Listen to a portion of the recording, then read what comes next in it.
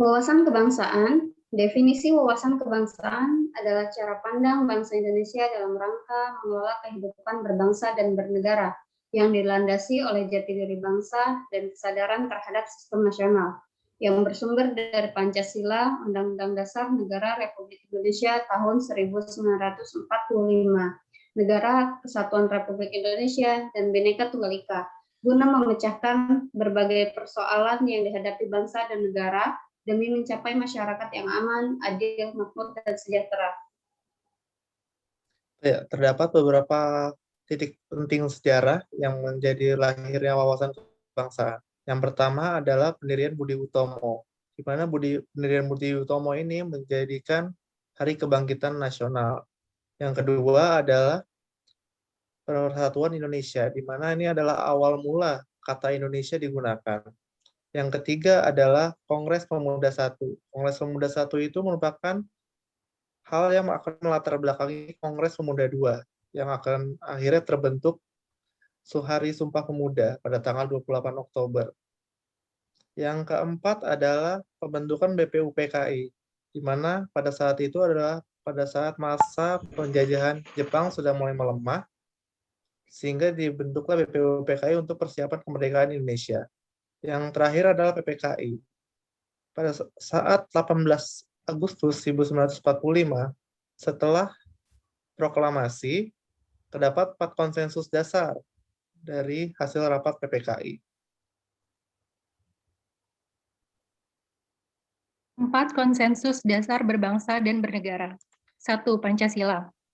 Pancasila sebagai ideologi dan dasar negara.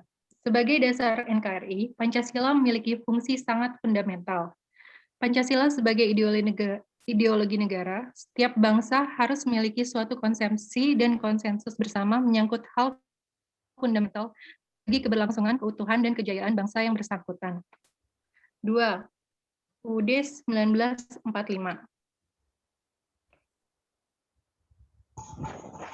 Nilai luhur Pancasila tertuang dalam norma yang terdapat dalam pembukaan dan batang tubuh UUD 1945.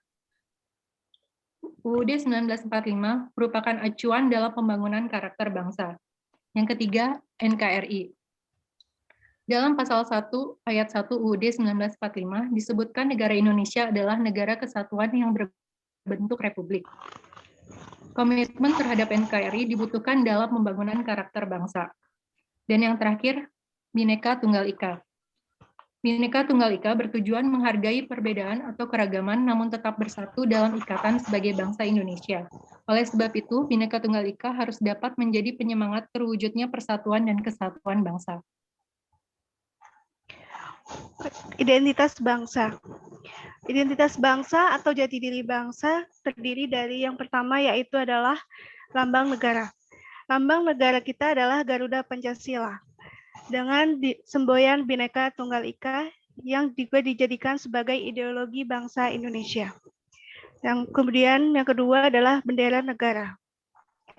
Bendera Sangsaka Merah Putih dikibarkan pada Hari Proklamasi Kemerdekaan Indonesia tanggal 17 Agustus 1945 yang kemudian hingga saat ini bendera Sangsaka Merah Putih dijadikan sebagai pusaka negara Indonesia yang disimpan di Monumen Nasional.